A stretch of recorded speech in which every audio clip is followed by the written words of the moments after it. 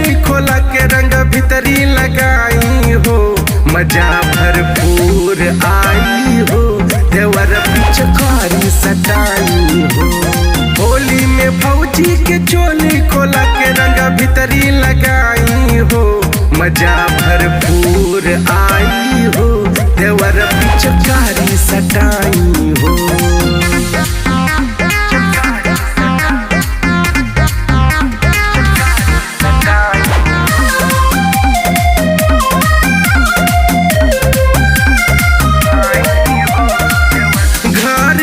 भितोरिया से लावा जाई निकार के,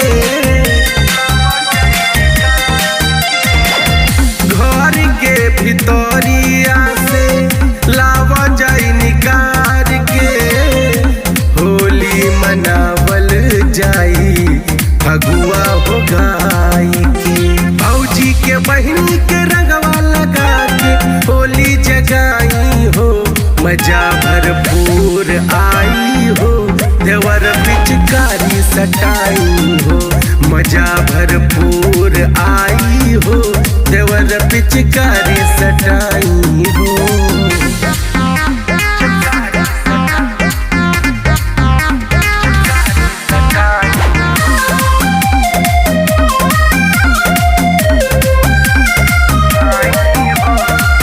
लइकन के बाटे देखा निमन पिचकारी,